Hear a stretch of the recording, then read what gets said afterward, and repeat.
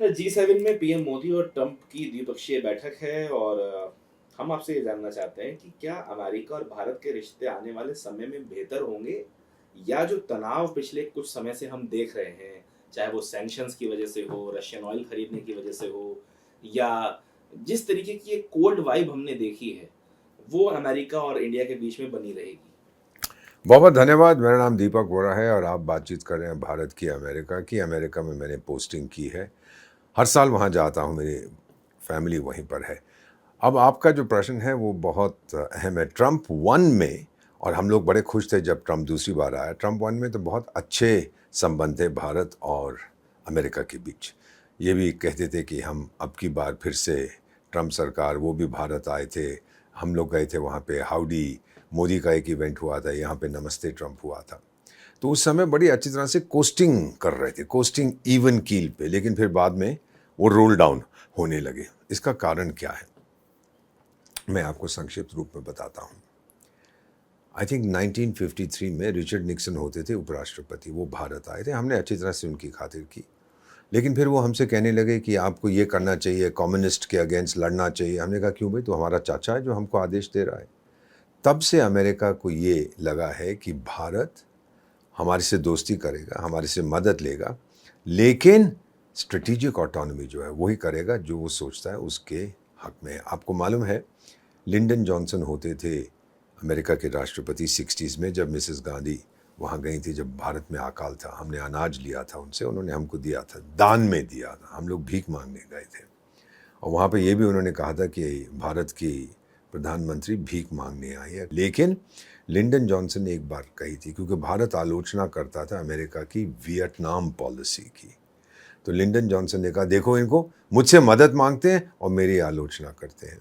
तो टाइगर, ये समझ जाना भारत क्या चाहता है, एक लाइन में बता देता हूँ। हम चाहते हैं आपकी दोस्ती, हम आपके दोस्त बनना चाहते हैं, आपके चमचे नहीं। You can be our friend, not our master.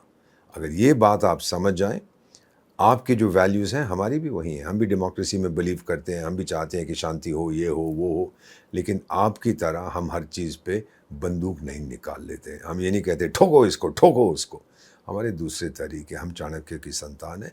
अब रिलेशनशिप हमारी इतनी गिर चुकी है इस समय, क्योंकि आपको पता है कि 3 हमारे वो मार भी दिए थे जो सेलर्स थे। और जब हमारे विदेश मंत्री ने अपने काउंटर पार्ट से वहाँ बात की, मार्को रूबियो, वो बड़ा नाराज़ था, क्योंकि जब भारत आया था हमने उसको लिमिटेड प्रोटोकॉल दिया था। तो उसने कहा अरे अमेरिकन नेवी से पंगा लेने का मज़ा देख लिया आप लोगों ने। भाई क्यों, आपको तो मालूम था ध्वज जो मर्जी हो उन कमर्शियल शिप्स पे, लेकिन थे तो उनके लोग भारतवासी। अगर आपको ये नहीं पता तो आप बेवकूफ़ हैं। तो बड़ी आसानी से पता लग जाता है कि इसके क्रू मेंबर्स कौन हैं। और आपने चुन के इन्हीं तीनों पानी के जहाज, कमर्शियल शिप्स पे आपने हमला किया था और 3 हमारे लोग मार दिए। और फिर आपने ये भी नहीं कहा कि सॉरी हमारी सहानुभूति है, कुछ नहीं, बस आप ऊपर से और सुनाने लगे हम लोगों को। तो अभी एक चीज़ समझ आइएगा, हम उम्मीद करता हूँ कि ट्रंप कुछ हद तक समझ गया है।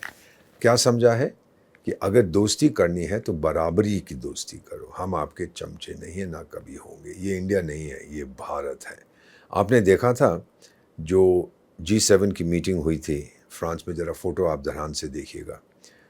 मैक्रों हमारे मेज़बान थे, होस्ट थे, उनके सीधे हाथ पे खड़े थे डोनाल्ड ट्रंप और लेफ्ट पे खड़े थे नरेंद्र मोदी। दुनिया की जो 4 सबसे बड़ी ताकतें हैं आज, 2 वहाँ पर मौजूद थे, अमेरिका और भारत। रूस को बुलाया नहीं था, चीन को बुलाया था, लेकिन चीन नहीं गया, क्योंकि उसको पता है कि वहाँ सब चीन की आलोचना करेंगे।